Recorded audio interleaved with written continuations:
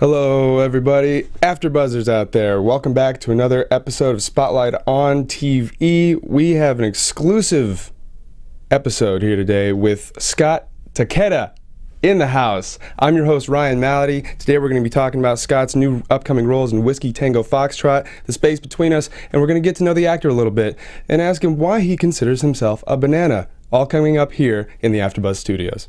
You're tuning into the destination for TV superfan discussion, AfterBuzz TV.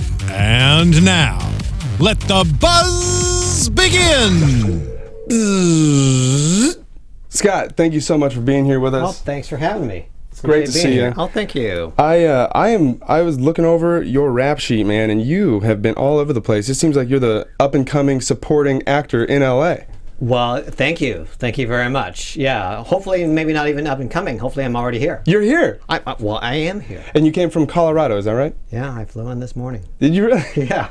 No kidding. Exactly. Well, because I'm from Denver. Really? Yeah, right in between Denver and Boulder. Okay. A little bit of city, a little bit of mountains. Sure. And I was reading up on you a little bit. You started off as a kids reporter in Idaho, and then you went to kids reporting in Colorado? Close. I worked for KID TV, okay. Channel 3. So okay. it was I think it was formerly KID TV, and then became KID KTV. So Kid TV, it wasn't for kids or by kids? I know. It stood for, the ID stood for Idaho. KID for Idaho in Pocatello, Idaho. Okay. All right. Because I was going to say, my very first... we have more in common than you think. My very first appearance on TV, I was a kid doing Super School News for Kids TV in Colorado. Nice. I was going to say, yeah. Not so much. Well, and I used to work for a children's television show, and kind of directed and produced there, called News for Kids. Okay, there you go. We had kid hosts. And how did you get into that business of television production in the first place? You know, it actually kind of started because I looked too young. I looked too kid-like. Oh, what a problem to have. I know. It's sad. Wah. I look so young. I know. So for me to be able to advance in the competitive world of television news, where you essentially, to advance, you have to kind of move into a larger market, I had to move behind the camera. And so I ended up doing a lot of kind of behind the camera type of stuff, and then now you're in front of the camera. I'm in front of the camera. You're in front of quite a few actually right now. Hey everyone. Yeah, no kidding. And the biggest camera you were in front of most recently, let's talk about Whiskey, Tango, Foxtrot. Congratulations on that role. Thank you very much. I see the billboards all over Sunset. I know. It's kind of nice. Yeah. No, I was very, very fortunate to have booked the role of Ed Faber. Mm-hmm. I essentially play executive producer, news manager of a cable network channel, if you will, and I play Tina Fey's boss. Oh, how was that? That was a lot of fun. Did you boss around a little bit? Were you method acting a little bit on set? You know, I did have to kind of channel my television news background a little bit, and which is kind of a heavy dose of exhaustion. And a lot of kind of middle manager. Okay, I have to give you some bad news, but it's I'm still your friend, but I have to give you this bad news. Kind of like hand on the shoulder. Yes. Gotta let you know something important. Sorry, I have to send you off to war to go cover the war in Afghanistan. So. Oh yeah, sorry about that. Yeah. So Whiskey Tango Foxtrot. I mean, obviously it's WTF. Exactly. What was the experience like working on that movie? It was a lot of fun. Yeah. It was a lot of fun. The directors, like the first 3 takes generally were on script, and then after that they wanted improvisation. Really? So. Do you get a lot of that, or is it just because of the cast of that particular movie? I think it was kind of the directors and the cast, and so I had a lot of chances to improvise with, Tina Fey. Yeah, what a dream, huh? Yeah, I know. It's hard. It's like, just, serve her softballs and just kind of let her, knock it out of the park. See, I'd just be the T. I know. Here, go ahead and hit it right off my hand. Yeah.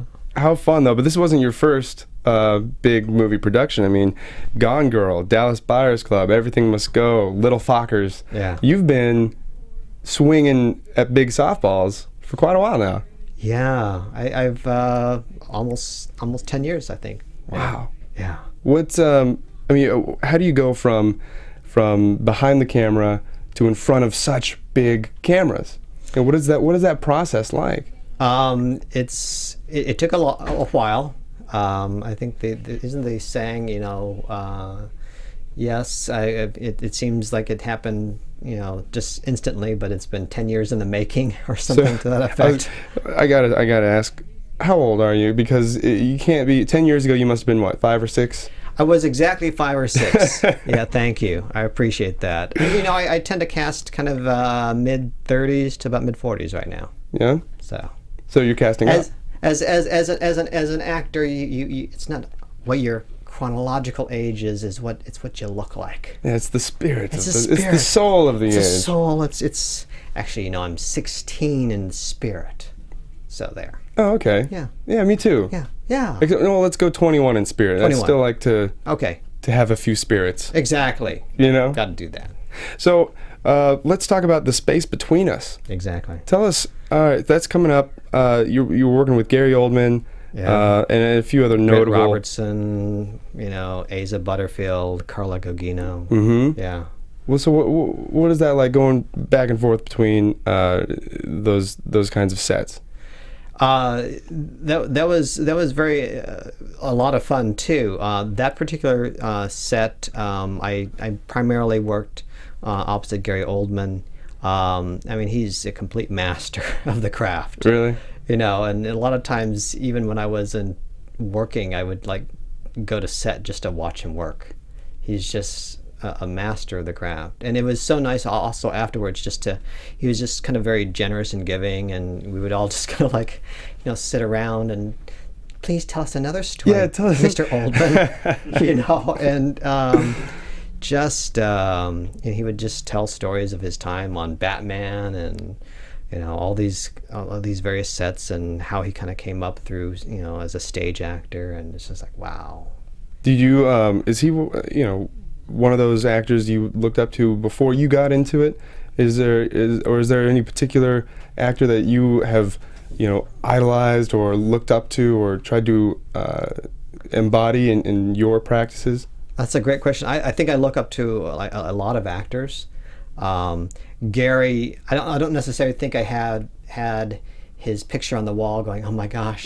I'm like, this is a little teenage shrine. Yeah, a little Gary shrine. Oldman. Gary Oldman shrine. But I mean, without question, you see his work that he's done, and it's just jaw-dropping what he does. He's a complete chameleon. It seems like every single role he does, he looks completely different. Mm-hmm. And that's hard to do. Even there's a lot of great actors out there, but still you'll still see him doing the same kind of role, almost typecast, but not quite. Sure, but you'll still see him doing that. But then you have guys like Gary Oldman, who you'll see him. What was that? What was it? Fifth Element. Mm-hmm. And then he goes from that Harry Potter. I know. To and he was in Hannibal, and no one knows it's the same guy. Sometimes you're like, wait, that was Gary Oldman? Sometimes you don't even know. It's like, boy, that's a fabulous actor. Who is that? And then you go on to IMDb and oh, that was Gary Oldman. Yeah, that was Gary Oldman. Yeah. Like, Commissioner Gordon? Yeah. That was Commissioner Gordon? What? And he's in that one commercial? Is that him? Yeah. No, it's great to be able to. Chameleon is the perfect word for it. Exactly. Would you say you have fallen into any particular pigeonholed or sure. I tend to be the smart guy who is in charge. That seems to be the roles I tend to be booking right now. I almost feel like you're in charge right now. And I'm kind of learning something too, so it works. Have you seen that CBS show Undercover Boss? That's what's actually going on here. Is I'm actually your boss, and I'm just kind of. You're making sure. How am I doing? You're doing great. You're doing great. Oh, but we'll have that, kind of. He's gonna talk to me after the show. Kind of like that heartfelt moment afterwards, and I'll put my hand on the shoulder. And I go. And you'll look me off into the distance and see that boat way out there. That's for you. There. That's you. That's you. Well, we'll get there. Until then, I want to know what your dream role is. I mean, you've been bouncing around all these different great sets, working with all these actors and directors. If you had to pick, the dream role for Scott Takeda. I'm a comic book geek. Superhero. Oh, superhero. All right. Yeah. That's what I like to hear. What's your favorite superhero? What would be your favorite superhero, and what would be the one that you would dream to play? Because they might be different. That's interesting. There's I actually don't know if there is like a specific superhero per se. I mean, sadly there are just so many sequels and reboots and reboots and reboots. But I love Spider-Man. I think I kind of related with the awkward, geeky, skinny Peter Parker. Yeah. Who loves science. Mm-hmm. So I think certainly that would be fun. I don't think they would actually cast me. I maybe have aged out of that a little. You know what though? I would love to see Spider-Man, as an older gentleman. That would be interesting. You know what I mean? Superheroes of the future. That would be fascinating. Wouldn't it? Yeah. I mean, because he's still got to be swinging around. Yeah. Maybe not as fast, but he's using more of his intellect, maybe. It's just like those pro athletes who they don't have that elite speed anymore, but they use their experience and better technique to get themselves into position. Right. I would be that Spider-Man. You'd be the Peyton Manning of the superhero world. I would. Well, hopefully the Peyton Manning of 2013, not this most recent year. Well, hey, we did win though. Yeah. Super Bowl. Yeah. Third. Super Bowl. Go Broncos. Yeah. Exactly. So, if I had imagined Spider-Man coming up in this next role, we're talking about. There's been a lot of rumors of different. There's like a black Spider-Man, possibly.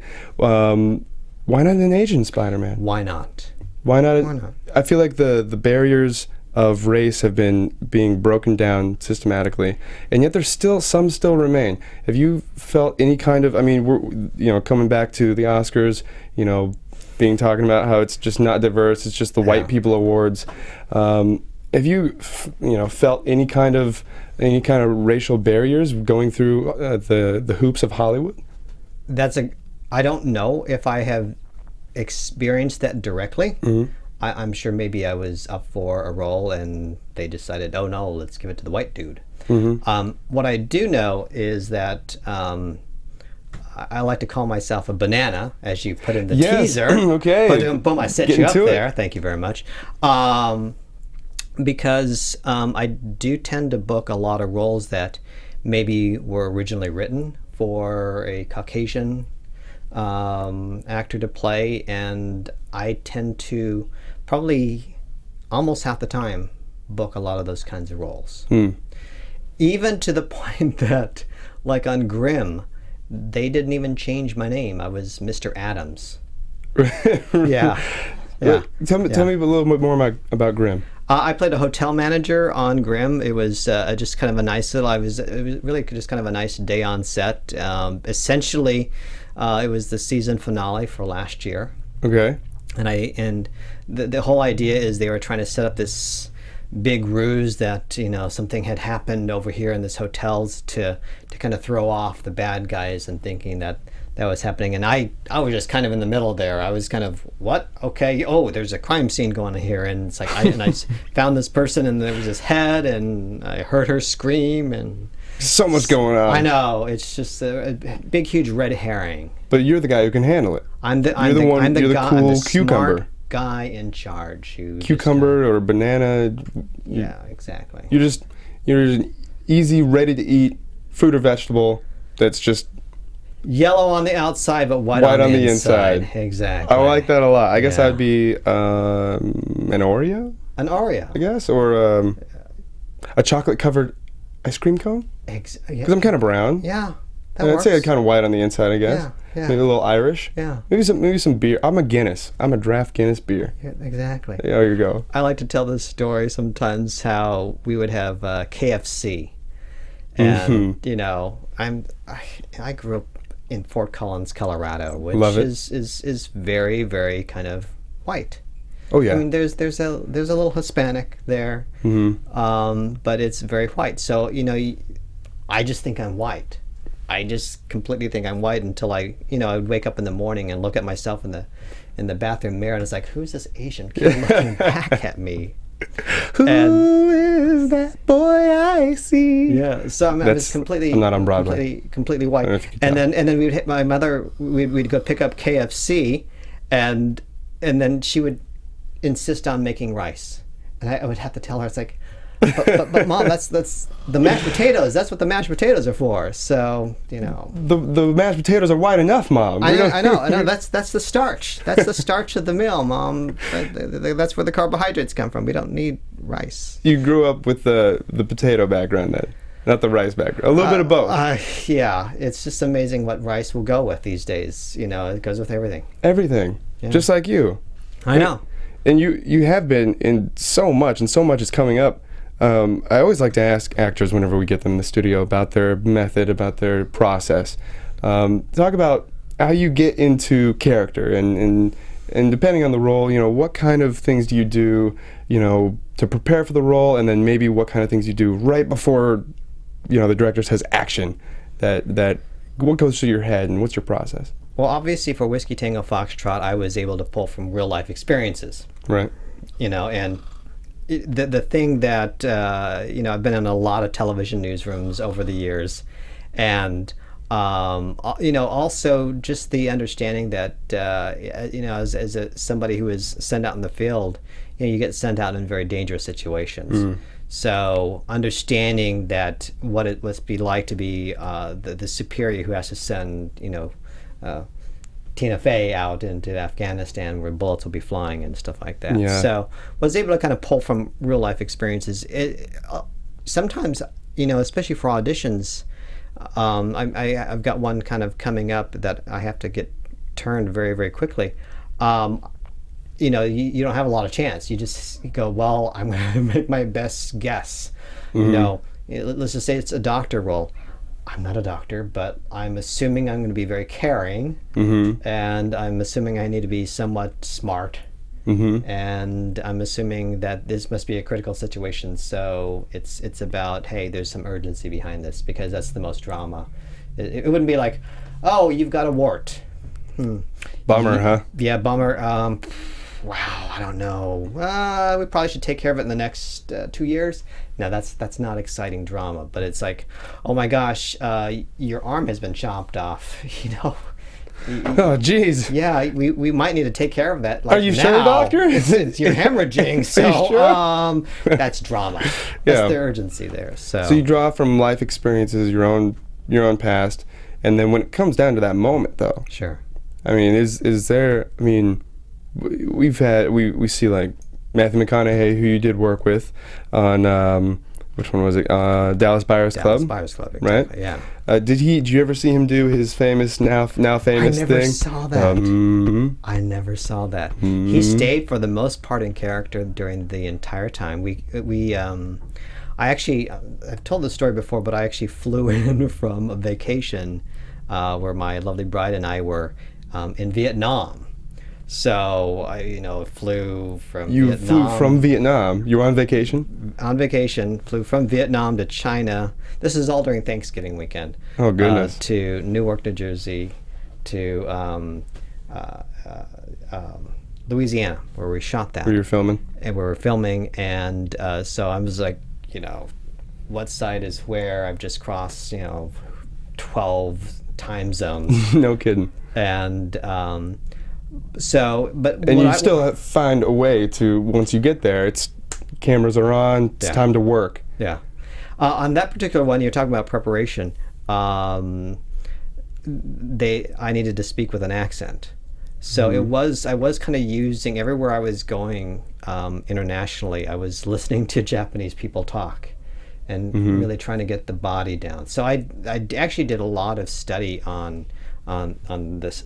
The body stature and the accent, so I could speak with the legitimate Japanese accent. Wow, that's very good. That's very, I mean, I feel like if I tried that, it would be highly offensive.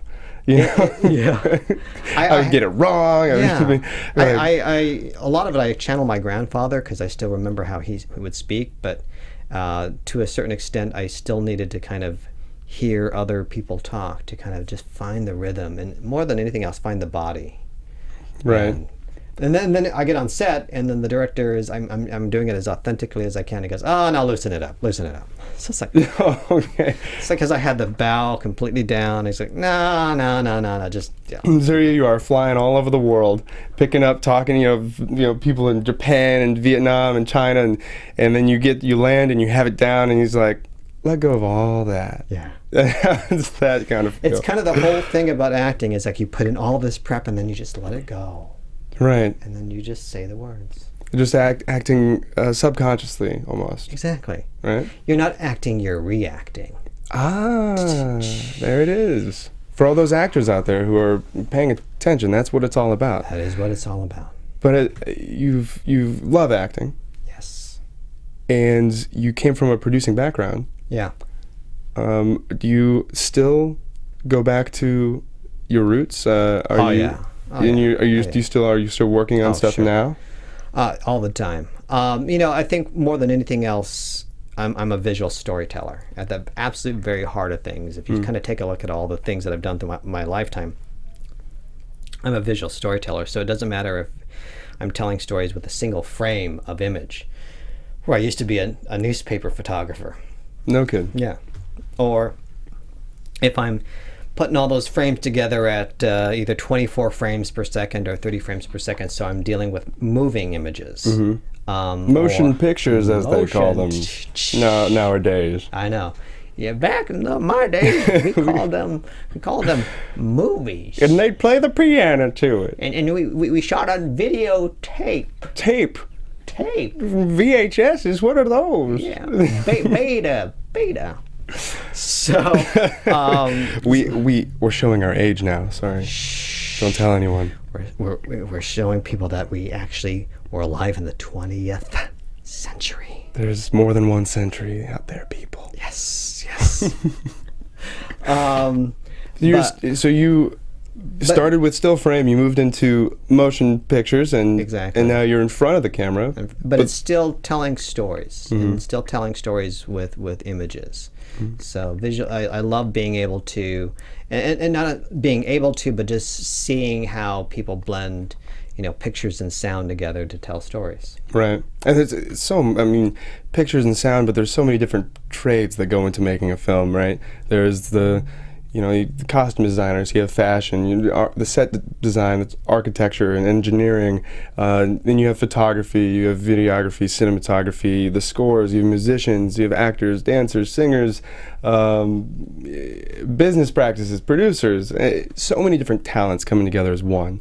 And you've worn a few different hats. Yeah. What would you say, if you had, 3 hats you could put on for the rest of your life? You have, I'm sure acting's got to be one of them, because you're so good at it and you love what you do. Thank you. And what would be the other 2 if you had to play around? I love directing. I think that's probably the one kind of skill set that plays the most with all the little subsets. This is an interesting field because you don't succeed if you're a control freak. Right. It is one of the most collaborative art forms out there, where you have to work with other skilled people and artists and just go, hey, we need him to look this way. Do your magic. And then just let it go. And as a director, you can still go, can we have a little bit more duller colors in the palette for his clothing? You can kind of play in that realm, but you can't say, it needs to be exactly 64 inches long and it needs to have exactly 300 thread count, and you don't have that option. You can't micromanage. No. But you do have a vision. Exactly. And you want to see it come to your vision's this big. Yeah. And everyone else, you give them a share a piece of your vision, and they kind of hone in and laser tune it. Exactly. So directing is your thing. Yeah, and then probably it's the weirdest thing, but I've been enjoying producing. My filmmaking partner and I have done a few films lately where my lovely bride has been our director. Okay. And so it's been very, very interesting, not being in the director's seat, but still being able to aid the director and her vision and how she wants to tell a story. And so that's been kind of interesting, kind of taking a step back and it's kind of seeing even the bigger picture. Right. So I've been enjoying producing. So producing, directing, and acting, as far as the vision and the emotion goes into a project, those are your favorite things. And you have, as far as acting goes, you have Whiskey Tango Foxtrot is out. Space Between Us is coming out. And just this past late fall, I shot The Tale with Laura Dern. Right. So that will hopefully will be starting, I don't know, a festival run. I'm hoping. I'm sure they're in the editing phase by now. I've got a Steven Seagal film that I shot last spring. No kidding. Yeah, I know. That's still happening, huh? I know. Steven Seagal. Yeah, no kidding. How was that? That was a lot of fun, and it was kind of an interesting way to see my career go full circle. How so? I'm going to tell you a little story here. Yes. I'm going to tell you a little story here, son. Gather around, you kids. Yeah, gather around here, kids. When I was still in television news, I was moving to Philadelphia and was at the time living in Denver. And this was like a couple days before the actual relocation to Philadelphia. And back in the day when we had radios that you would listen to on a car, that they would have like DJs. Radio. They were talking about an open call for a Steven Seagal film. Now I just kept on thinking, wow, that would be a lot of fun. Right? It'd be fun to be an extra. And this is back in the days when he was actually a star. Yeah. An A-list star. It's like, oh my God, that'd be a lot of fun. And, had I actually not been going to be moving in 2 days, I would have probably gone, stood in line at some local hotel so that I could, take a picture of you and then decide, if you'd be an extra in a scene where everyone's running away from maybe a car chase or something. Right. The dream. The dream. Yeah. I'm a star. I made it. That little blur in me, you can see my elbow. You see, there I am. There I am.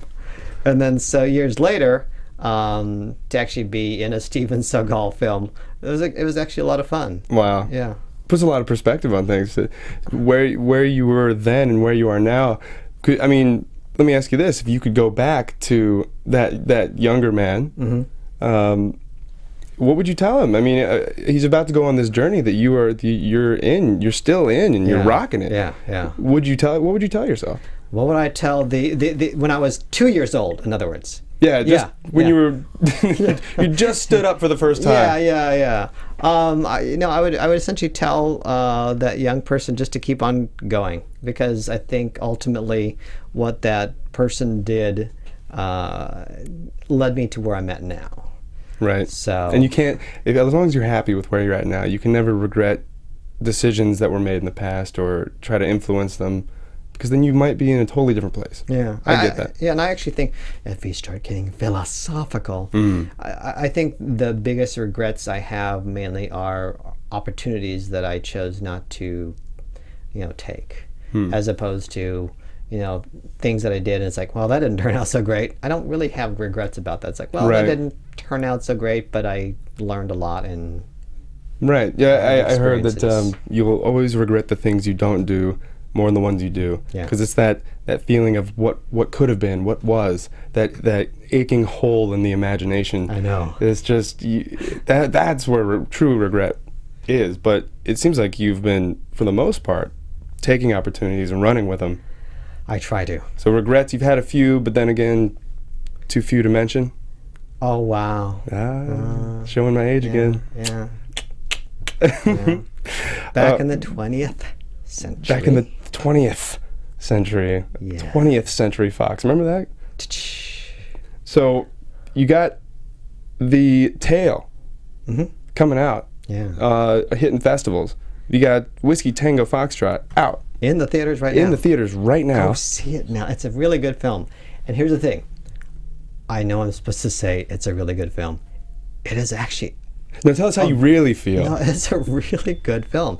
Actually, I think I'm fairly lucky. I don't really have any projects out there where it's like, well, this is